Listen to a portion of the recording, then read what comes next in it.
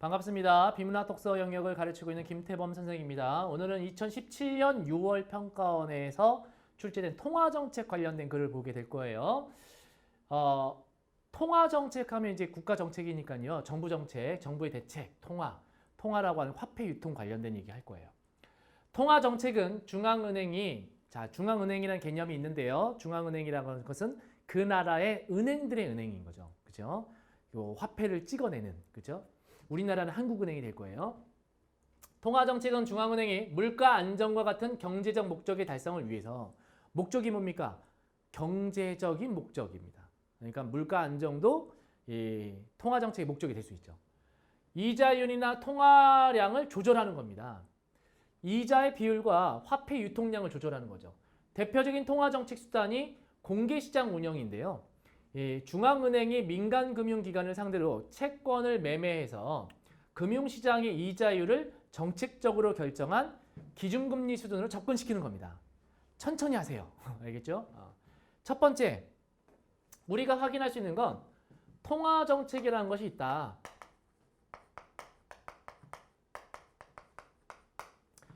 이것은 경제적 목적을 달성하기 위해서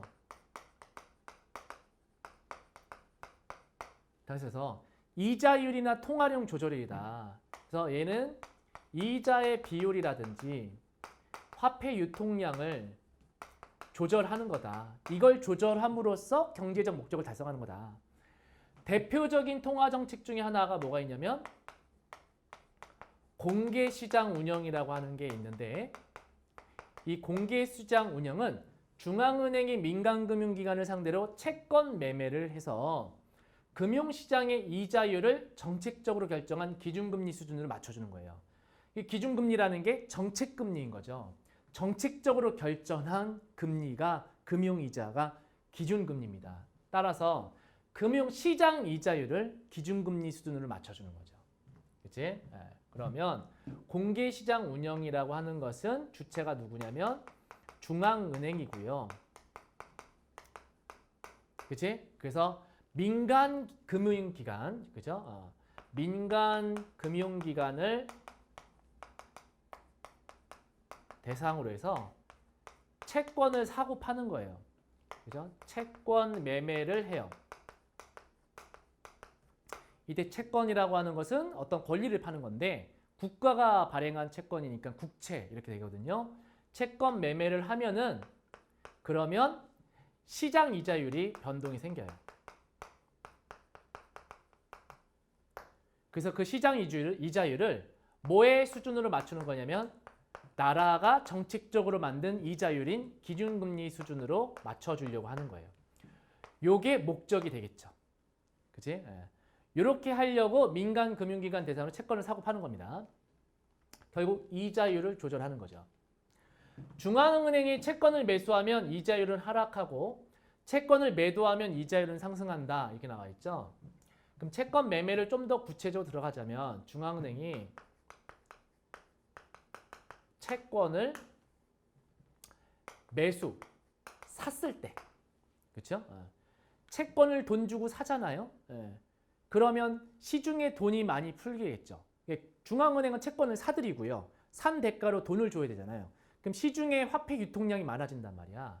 그래서 채권을 매수하면요, 시중에 있는 화폐 유통량이 증가하게 되고 그러면 이자율은 떨어지게 되겠죠. 왜냐하면 이자율이라는 것은 결국 그 돈의 가치를 얘기하는 거지. 내가 은행에 돈을 집어넣는데 이자를 많이 준다. 그럼 돈의 가치가 높은 거잖아요. 그래서 이자율이 떨어졌다는 건 화폐 가치가 떨어졌다 이렇게 생각하시면 되고요. 이자율이 올라갔다는 건 화폐 가치가 올라갔다. 화폐 유통량이 많아지니까 통화 가치가 떨어졌겠지. 그러니까 이자율이 떨어진 겁니다. 채권을 매도하면요. 파는 거죠. 팔게 되면 이자율은 상승하게 된다. 왜냐하면 시중에 유통되는 화폐 유통량이 줄어들 거예요. 채권을 매도했다는 것은 채권을 내가 국가가 팔았다는 겁니다. 그러면 팔았으니까 시중에 있는 돈을 받아냈겠죠. 시중에 돈을 받아내니까 시중에 돈이 줄어들었을 거예요. 그럼 화폐 가치가 돈이 줄어들었으니까 화폐 가치가 올라가겠죠. 그래서 이자율도 증가하게 되는 겁니다. 됐죠? 이거 외울 생각하지 마시고요. 아, 그렇구나 정도만 하시면 됩니다. 이자율이 하락하면 소비와 투자가 확대되어 경기가 활성화되고 물가 상승률이 오르며 라는 얘기예요. 이자율이 떨어지면 소비, 그러니까 돈의 이자율이 떨어지니까 대출을 쉽게 받겠죠. 대출 받아가지고 쓰고 투자하고 그럼 모두들 돈이 쓰니까 경기가 활성화되고 그러면 시중에 돈이 많이 돌겠죠? 유통량이 늘어나니까 물가는 상대적으로 올라가게 될 겁니다. 이자율이 상승하면 경기가 위축되고 물가 상승률이 떨어지게 됩니다. 이와 같이 공개시장 운영의 영향은 경제 전반에 파급됩니다. 그러면 이자율이 떨어지면 경기가 활성화되면서 그러면서 물가 상승률이 오르죠. 만약에 이자율이 높아진다면 경기가 침체되겠죠. 다들 은행에 저금하거나 돈을 빌리지 않을 테니까. 그러면 물가의 상승률은 떨어지게 될 겁니다. 됐죠? 중요한 건 이제 물가 상승률입니다. 자, 이와 같이 채권의 매매라고 하는 것이 경제 전반에 이러한 영향을 막 미치고 있는 겁니다. 됐죠? 자, 그 다음에 다음 단락을 보도록 하죠. 중앙은행의 통화정책이 의도한 효과를 얻기 위한 요건 중에는 자, 의도한 효과가 뭡니까? 통화정책의 의도한 효과. 그 목적 달성이 있잖아요. 경제적 목적. 그치? 그 요건 중에 선제성과 정책 신뢰성이라는 두 가지 요소가 있대요. 요건이 충족이 되어야지만 효과를 얻을 수 있다. 먼저 선제성부터 하겠죠? 통화정책이 선제적이라는 게 뭐냐? 중앙은행의 경제 변동을 예측해서 이에 미리 대처한다는 겁니다. 기준금리를 결정하고 공개시장 운영 정책을 실시하여 그 효과가 실제로 나타날 때까지는 시차가 발생하는데 이를 정책 외부 시차라고 하며 이 때문에 선제성이 문제가 되는 겁니다. 그러니까 정책을 시행했을 때 그 결과가 나타날 때까지 시차가 있는 거예요. 그게 정책 외부 시차라는 거야. 그렇죠? 그러니까 이미 이 나중에 효과가 나타나는 걸 지금 시행해봐야 효과가 없거든요. 그러니까 어떤 문제가 발생하기 전에 미리미리 선제적으로 대응하는 게 좋지 않겠는가. 그래서 공개시장 운영이 효과가 되려면 일단은 첫 번째 요건으로 선제성이라는 부분을 좀 고려해야 되고요. 그래서 이거는 결국은 정책이라는 것이 실제로 효과를 보기 위해서는 시차가 있다. 정책 외부 시차가 있다. 그렇죠? 이런 게 있으니까 선제성을 좀 고려해야 된다라는 거고 두 번째가 아마 이제 나올 건데 정책 신뢰성이죠.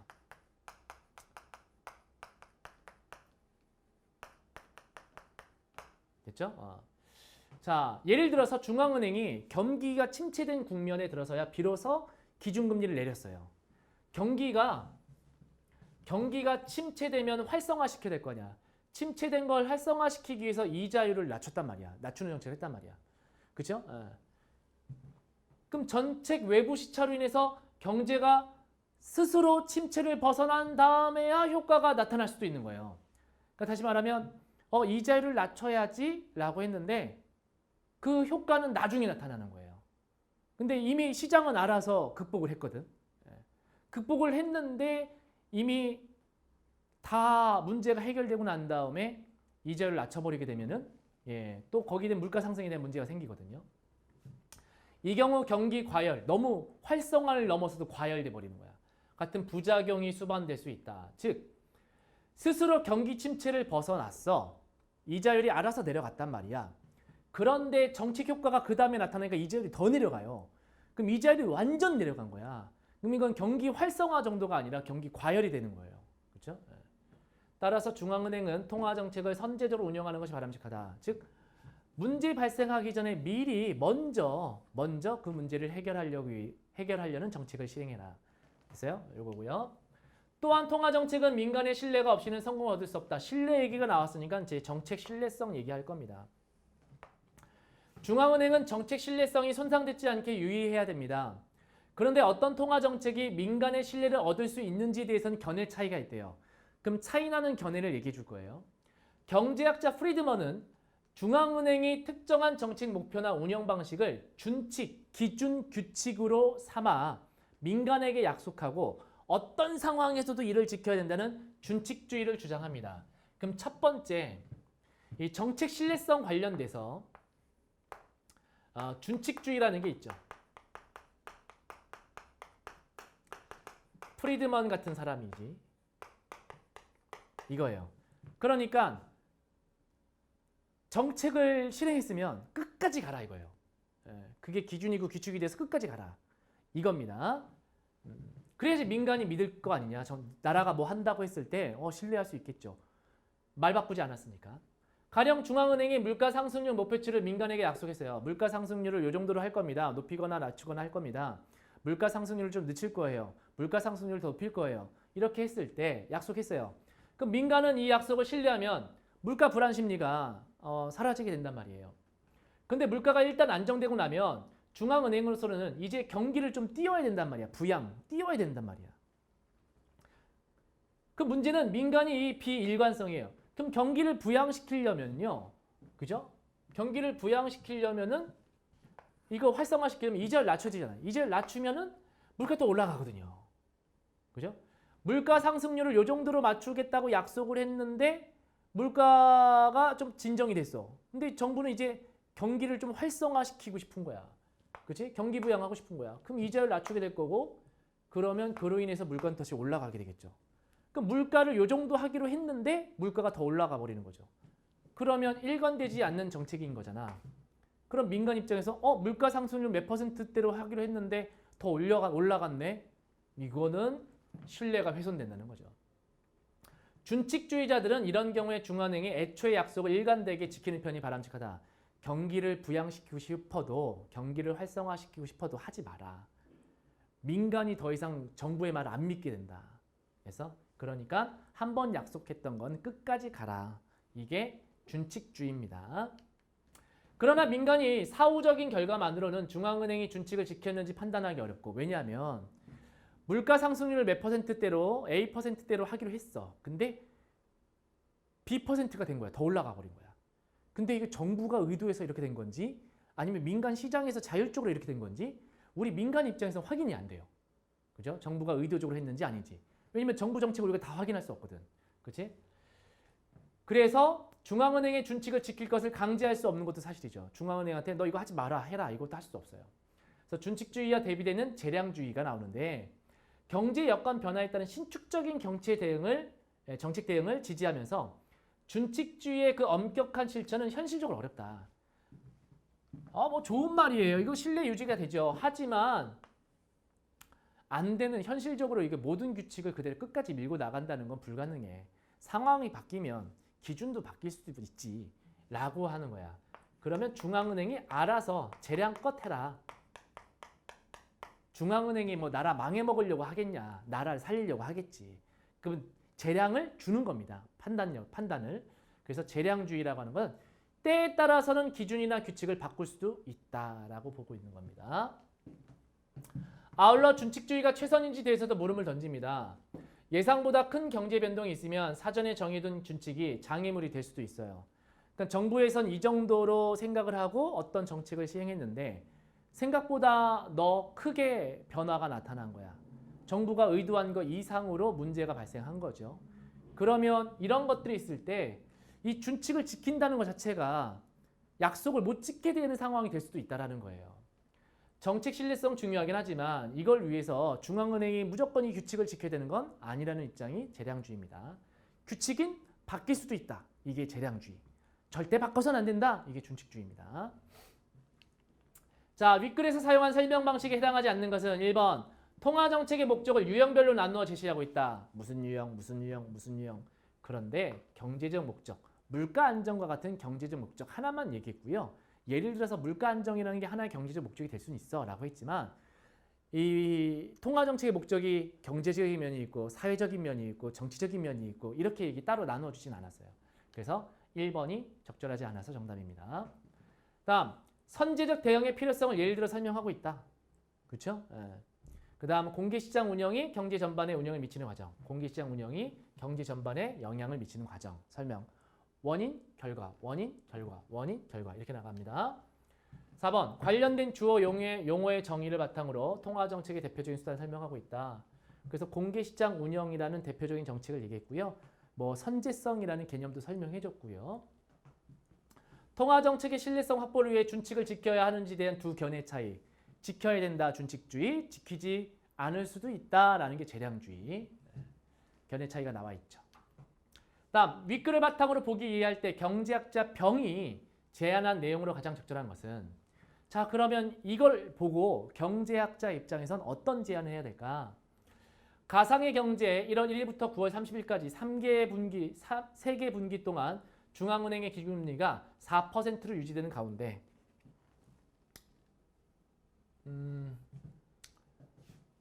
여기다 적을까요? 예.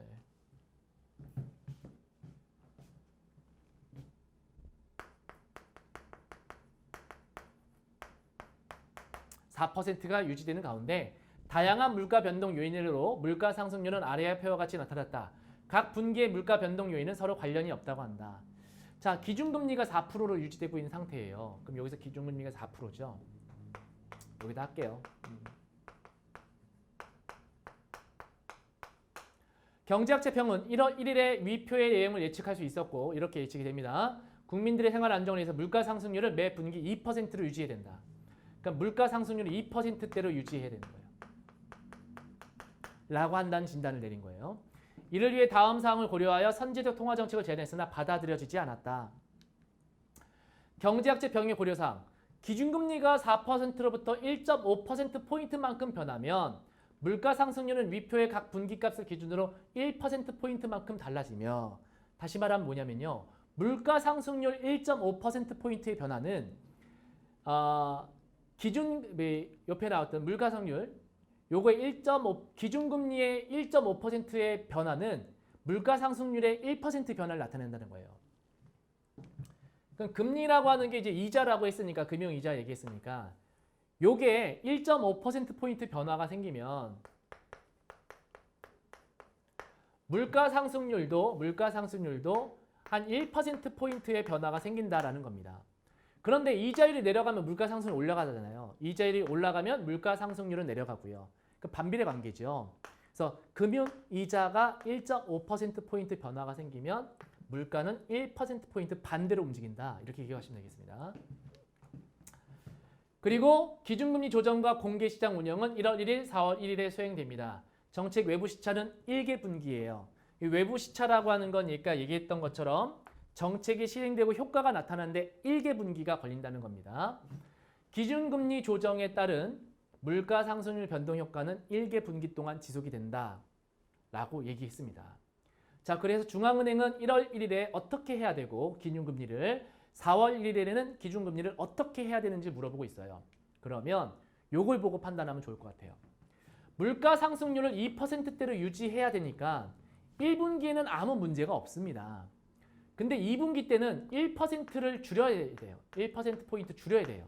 그래야 2%가 되니까. 지금 3%잖아요. 그러면 이때 영향을 주려면 정책 외부 시차가 1개 분기 전이니까 이때 1월 1일 날 기준금리를 변화를 줘야 돼요. 근데 물가 상승률을 낮춰야 되니까 기준금리는 높여야 되겠죠.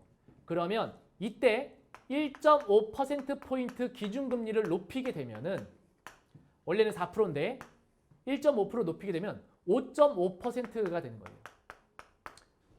그러면 2분기의 한 개 분기 전에 5.5%로 가고 그러면 이때 효과가 2분기 때 효과가 나타나서 1% 물가 상승률이 줄어들어서 2%가 될 거예요.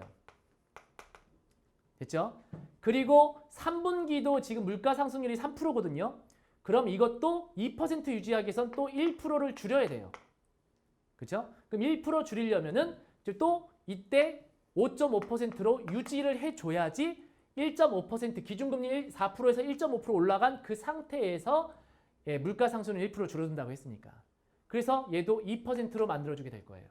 그래서 2% 유지하기 위해서는 각각 분기별로 1%씩 물가 상승률을 낮춰야 되는데 물가 상승률을 낮추려면 이자율을 높이면 되잖아요. 그때 이자율을 1.5%포인트씩 높여야 되니까 4%에서 1.5%포인트 높은 5.5%로 1월 1일 날, 4월 1일 날 맞춰주면 되는 거예요. 그거에 대한 설명이 나와 있는 것이 이제 5번인 거죠. 1월 1일 날 5.5%로 기준금리를 만들어주고요. 4월 1일 날에는 역시 그것도 5.5로 유지해야 되는 거죠. 그래서 1월 1일 날 5.5로 인상하면요.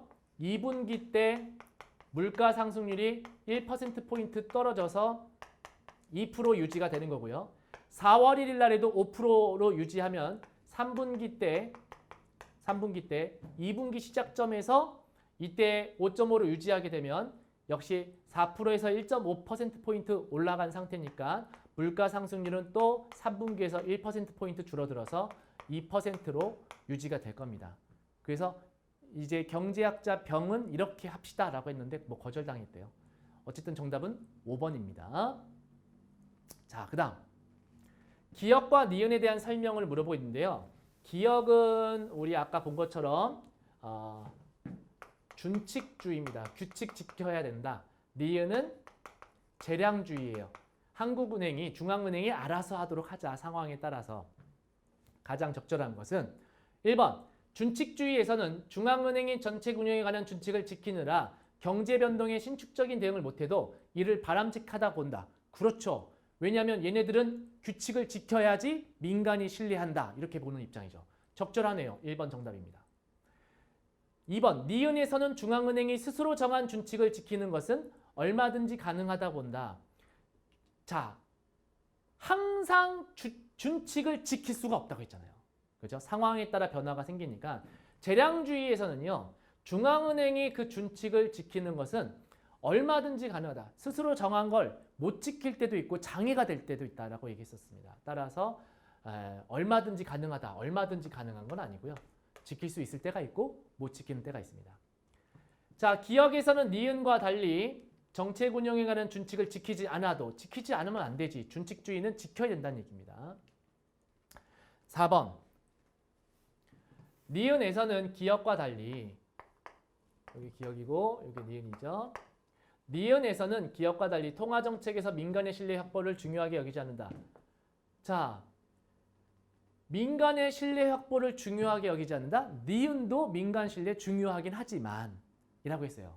중요하긴 하지만 현실적으로 불가능하다라고 했기 때문에 중요하게 여기지 않는다는 아닙니다. 중요하게 여깁니다. 그 다음 민간 신뢰를 중요하지 않다라고 얘기할 수 있는 사람이 얼마나 있을까요? 없어요. 니은에서는 기업과 달리 경제 상황 변화에 대한 통화정책의 탄력적 대응이 탄력적으로 대응하라고 합니다. 니은은 탄력적으로 대응하고 기업은 탄력적으로 대응하지 마라. 무조건 규칙을 지켜라. 이렇게 얘기하는 거죠. 따라서 5번도 적절하지 않습니다. 자, 그 다음 문맥적 의미를 물어보고 있는데요.